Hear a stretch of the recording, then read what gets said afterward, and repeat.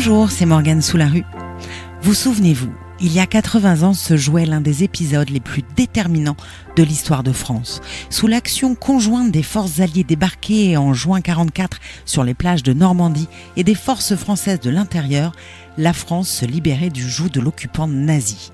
Un combat entre le bien et le mal, la liberté et le totalitarisme qui fixa pour les décennies à venir les principes fondateurs des démocraties occidentales. 80 ans plus loin, alors que les derniers témoins directs se taisent et que les démocraties vacillent sur leurs fondations, il semble d'autant plus important de se souvenir. À Rennes, la première grande ville française libérée, cela se passa le 4 août 1944. Nous vous invitons à plonger dans la chaleur de l'été 44 pour revivre ces heures périlleuses et assister à la chute de Maison Blanche, un lieu dit au nom pour le moins prédestiné. Tout un symbole, c'est au lieu dit Maison Blanche dans le nord de la ville que s'est jouée la libération de Rennes par les résistants français et l'armée américaine. De l'édifice immaculé de Washington au hameau breton, il y a un océan Atlantique à traverser, direz-vous. Les GI seront pourtant bien là, avec certes un mois de retard par rapport aux plans établis par le haut commandement allié. De même que Rome ne s'est pas construite en 3 jours, Rennes est occupée depuis 4 ans et ne sera pas libérée d'un coup de baguette magique. En toile de fond, c'est la libération de la Bretagne qui est en jeu. Les forces alliées ont d'ailleurs dans un premier temps prévu de contourner Rennes pour foncer directement sur Brest, Lorient et Saint-Nazaire, des ports bretons ô combien stratégiques et transformés en forteresses par la Wehrmacht.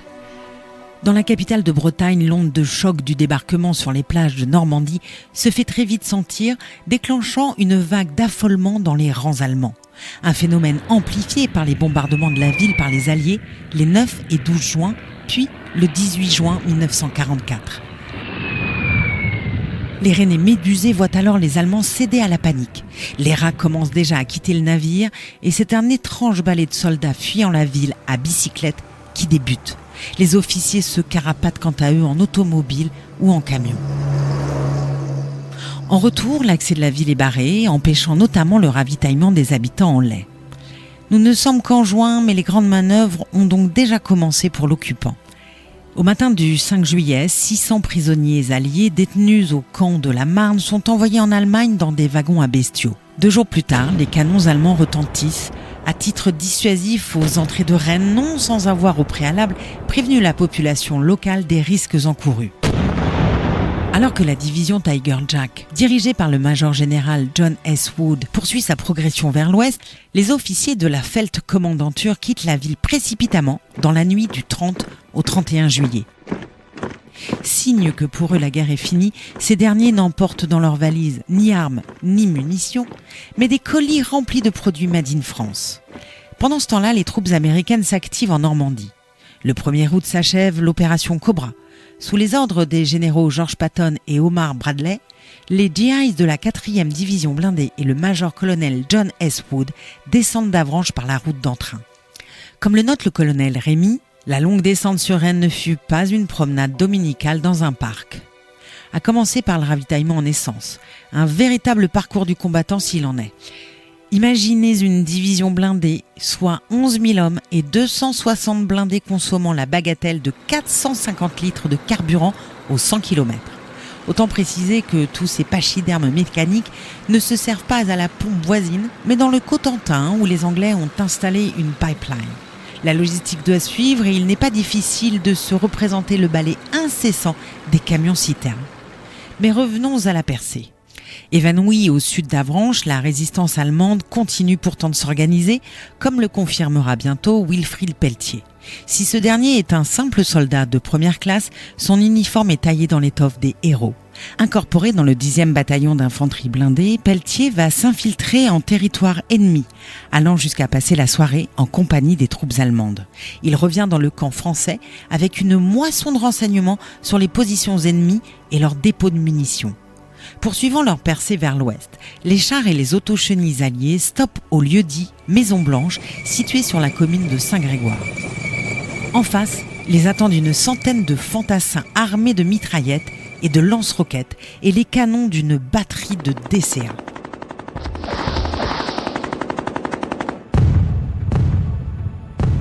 Mais s'ils connaissent son existence, les Américains ne parviennent pas à la localiser précisément. Un Rennais nommé Jean Schall va leur donner un précieux tuyau.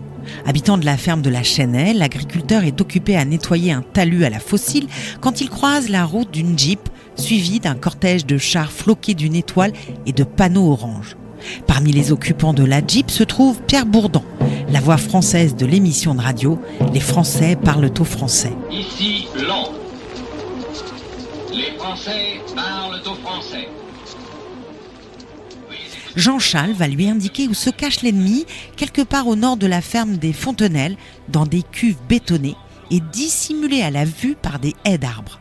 Il tente également de convaincre les Américains d'emprunter un autre itinéraire pour pénétrer dans Rennes. « Ils vous tireraient comme des lapins », lâche-t-il à Pierre Bourdan, qui traduit. Il ne sera pas entendu. La funeste prophétie se réalise le 1er août 1944 à partir de 15h. Maison-Blanche sera bientôt maculée de sang. Les chars du 35e bataillon américain doivent faire face aux tirs allemands. Le lieutenant-colonel Kirkpatrick et le capitaine Tighes sont sérieusement touchés par l'explosion d'un obus. Le tribut est lourd. En quelques minutes, le bataillon US perd notamment 11 blindés sur 25, ainsi que 50 soldats, et les troupes alliées doivent battre en retraite sur plusieurs kilomètres. Transformée en poste d'observation par les artilleurs allemands, l'église Saint-Laurent est détruite. De son côté, le colonel Eugène Koenig est stationné au Mans avec ses 2 bataillons de marche. Équipés de mitrailleuses et de lance-roquettes anti-chars, les 1900 hommes empruntent le chemin de la Motte-Brulon et atteignent leurs camarades le 2 août aux alentours de 4 heures du matin. Ils sont accueillis par le général Farnbacher qui précise être là pour libérer Rennes, une ville commerciale de 80 000 habitants, considérée par certains comme la ville la plus laide du pays. Il est vrai qu'au Far West, nombre de Yankees pensent que les Rennais et les Rennaises portent toujours des costumes noirs et des cols en dentelle. À propos des combats de Maison-Blanche, le lieutenant Jimmy Leach note « Je me souviens de ce chef de section de mortier du 10e bataillon qui grimpa dans un arbre pour diriger les tirs de mortier. Les Allemands abattirent l'arbre et il tomba par terre.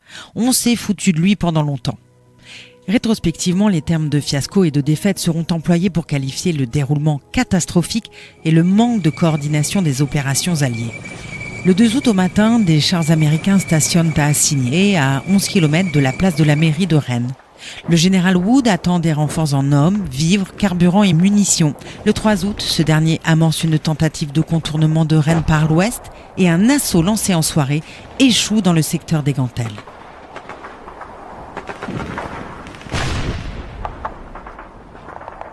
Le lendemain, le New York Times n'hésitera pourtant pas à réécrire l'histoire, annonçant avec force rodomontade la prise de Rennes et la reddition d'un millier d'Allemands. Les vaincus se seraient rendus sans armes, docilement rangés en rang par 4, les drapeaux blancs flottant au bout de leurs bâtons. Mieux, le journal américain assure que la bataille de Maison-Blanche se serait glorieusement conclue par la destruction de la batterie ennemie. L'article précise « Une colline près de Rennes s'avère un os » et ajoute « Canons de 88 Allemands, mortiers, tireurs d'élite, mitrailleuses tentent en vain d'encercler une colonne US. » Les GIs héroïques n'ont quant à eux pas hésité à foncer dans un nid de frelons, non pas rayé, mais floqué d'une croix gammée. La réalité est tout autre. Ayant sous-estimé les conseils de la résistance, les Américains ont été cueillis par un feu nourri de mortiers, de mitrailleuses et de canons. Décrivant plus tard la bataille, un colonel dira que même les studios de cinéma d'Hollywood n'ont jamais rien produit de tel en matière de feux d'artifice et de frissons. Les forces alliées vont pourtant parvenir à faire sauter le verrou allemand. Par la suite, l'artillerie américaine enverra des obus sur la ville de Rennes pendant 2 jours afin de convaincre l'ennemi de quitter définitivement les lieux. Au maire de Rennes, Yves Milon, qui l'interrogeait sur la raison d'être de ces tirs, le général Patton répondra avec humour « On frappe toujours avant d'entrer chez quelqu'un ». Les choses semblent donc rentrer dans l'ordre, mais le retour à la normale n'est pas pour tout de suite et les orgues germaniques ont du mal à se taire. Depuis la veille, les Allemands acheminent en effet des caisses d'explosifs sur les jardins de la Vilaine et près des ponts. Dès minuit, le pont Pasteur est dynamité. Au matin, c'est au tour du pont de la Mission de s'effondrer dans un immense fracas. Puis vient le tour du pont de Nemours et ainsi de suite, d'ouest en est. Heureusement, quelques riverains héroïques ont jeté la dynamite dans le canal, empêchant la destruction des ponts Le Graveyran et Saint-Martin. Placés sous la responsabilité du commandant Adam, les FFI n'interviendront pas, par peur des représailles sur la population civile. Pour l'heure, le souci premier de la résistance est d'installer à Rennes, première grande ville libérée, les responsables d'une nouvelle administration française, conformément aux vœux du général de Gaulle. Il est 9h du matin en ce 4 août. Des soldats du 13e régiment d'infanterie US pénètrent prudemment dans Rennes, armes à la main. Une demi-heure plus tard, Fred Scherer, un jeune GI de 19 ans, débouche place de la mairie. Une jeune fille portant des fleurs et une bouteille de vin à la main se jette dans ses bras en criant « Je t'aime !» Si Rennes est libérée, les Américains n'auront pu empêcher le départ d'un dernier convoi de déportés transportant 800 résistants de la première heure, hommes et femmes. La mémoire rennaise se souviendra de ce sombre épisode sous le nom de train de Langeais. Vers 16h commencent les premières arrestations de collabos, conspués par les Rennais rue Ferdinand Buisson. Une demi-heure plus tard, des avions de chasse alliés passent en rase-motte sous les acclamations des habitants. Représentant la résistance avec Pierre Herbart, alias Le Vigan, c'est Yves Milon qui reçoit la responsabilité de diriger la ville à la tête d'une délégation spéciale alors que les Allemands ont tenté d'incendier la mairie. Pour dire l'importance stratégique de la libération de Rennes, Jean Marin, l'homme de Radio Londres, est présent dans la ville. Young's Capture Rennes, titre de son côté The Baltimore News Post. Couvrant les combats depuis le 6 juin, un journaliste américain note: l'arrivée des Américains ne s'est pas traduite par des bombes et des obus rasant des maisons de civils. Il n'y a pas eu de féroces combats de rue. De longues files de véhicules alliés s'écoulent à travers la ville. Une Jeep a des portraits d'Hitler et de Göring ficelés à la roue de secours, leurs visages barrés d'une grande croix noire. Les citadins acclament, rient et chargent les Jeeps de fleurs. Il cite le défilé de 24 meneurs de la résistance, fusils sur l'épaule. Des hommes vieux, jeunes, au teint clair ou bronzé, ne manœuvrant pas très bien et paraissant un peu débraillés. Il n'oublie pas non plus l'image de ce vieillard à la moustache blanche entonnant la Marseillaise à la trompette. Il écrit: aux premières notes, les gens étaient silencieux, les larmes leur venant, puis ils se mirent à chanter. Le son d'abord faible résonna avec écho entre les murs à mesure qu'augmentait le nombre de ceux qui chantaient. En cet après-midi du 4 août, la foule s'amasse place de la mairie pour acclamer les nouveaux dirigeants postés sur le grand balcon nord de l'hôtel de ville. Parmi eux, Jean Marin, voix de la France libre, et le colonel de Chevigné, délégué militaire pour le Front Nord. Les jours suivants, les Rennais seront nombreux à se rendre à Saint-Laurent et Maison-Blanche pour voir les vestiges des combats. Au final, c'est l'action conjointe de la résistance intramuros et de l'armée américaine à l'extérieur qui permettra de faire sauter le verrou de Maison-Blanche et avec lui les bouchons de la victoire. Que se serait-il passé si le général de Gaulle n'avait pas réussi à mettre en place son administration à Rennes ? La capitale de Bretagne et la France auraient-elles dû accepter un gouvernement militaire allié et des décisions prises, peut-être, du côté de la Maison-Blanche ? Ça, c'est une autre histoire. C'était 4 août 44, la chute de Maison-Blanche, un récit écrit par Jean-Baptiste Gandon. C'était Morgane Soularue. Je vous dis à bientôt pour un nouvel épisode de Raconte-moi Rennes, votre série de podcasts sur l'histoire de notre ville.